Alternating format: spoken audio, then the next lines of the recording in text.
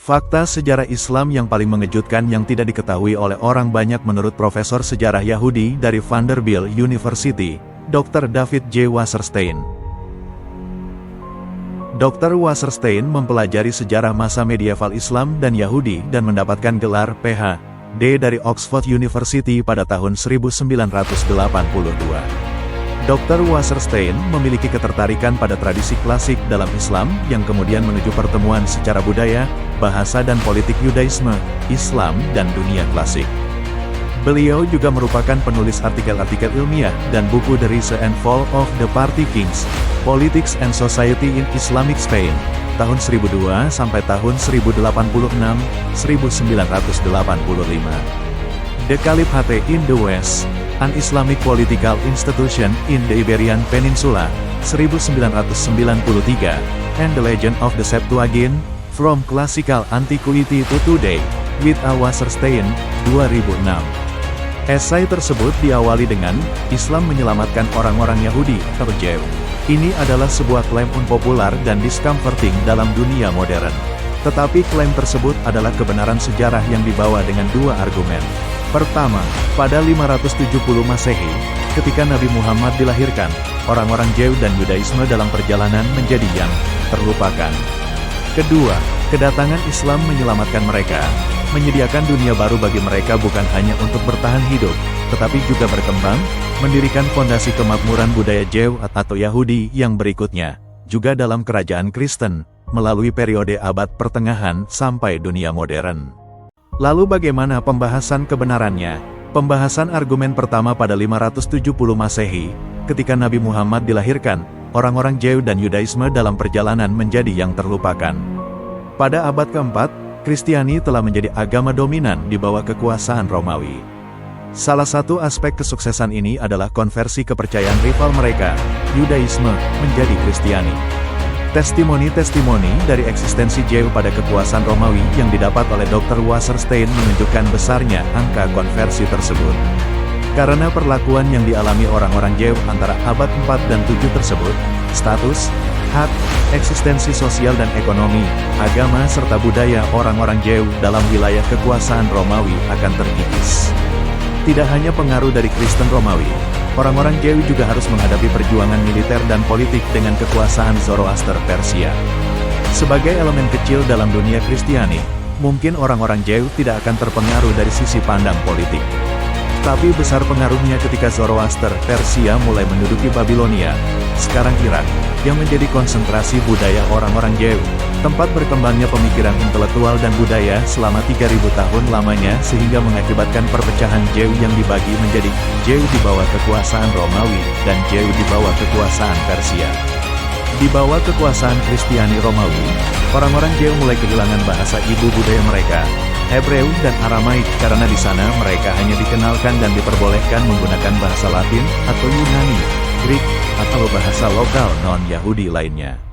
Hilangnya kesatuan bahasa dan kaitannya dengan literatur mereka merupakan langkah besar menuju asimilasi dan kemusnahan. Selain itu, karena perpecahan dan terputus kontaknya Yahudi dengan pusat budaya mereka, Babilonia, yang menjadi kekuasaan Persia membuat derita orang Jew semakin buruk.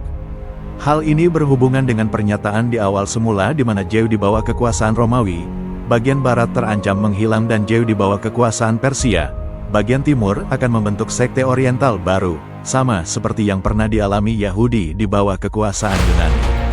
Jika bukan karena kedatangan Islam, konflik orang-orang Yahudi dengan Persia akan terus berlanjut dan intensitas perpecahan antara Yahudi bagian barat dan Yahudi Babilonia bagian Mesopotamia akan semakin meningkat. Pembahasan argumen kedua, Islam menyelamatkan mereka. Penaklukan yang dilakukan oleh orang-orang Muslim pada abad ke-7 mengubah dunia, juga secara dramatis, luas dan berefek permanen kepada orang-orang Jew atau Yahudi.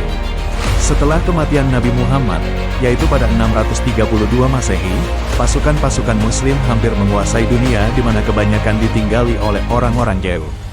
Mulai dari arah timur Spanyol sepanjang Afrika Utara dan Timur Tengah sampai sejauh perbatasan sebelah timur Iran dan selebihnya. Hampir seluruh orang-orang Yahudi berada dalam kekuasaan Islam.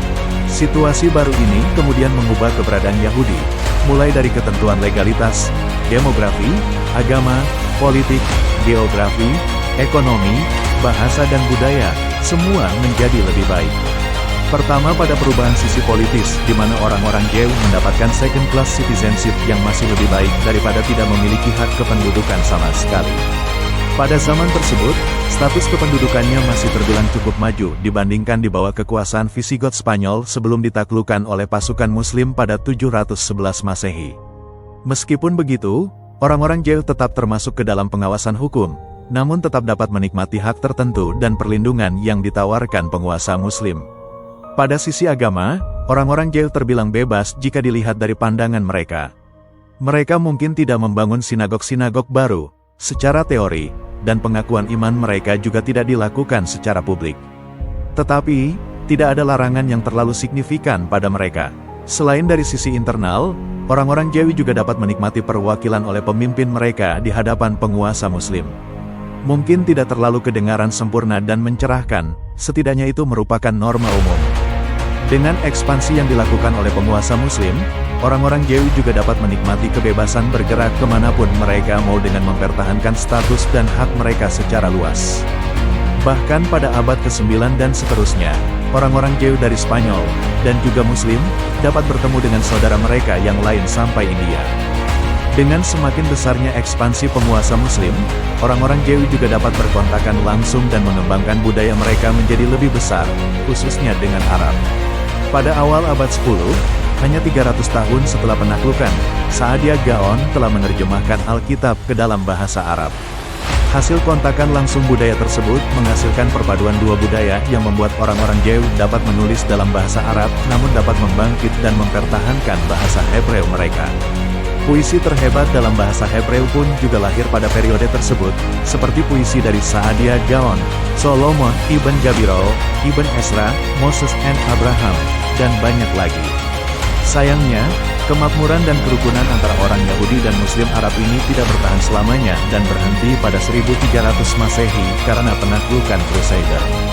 Dunia Islam sebenarnya bukan satu-satunya sumber kebangkitan budaya di Kristiani Eropa, tetapi ia merupakan kontributor besar pada perkembangan tersebut.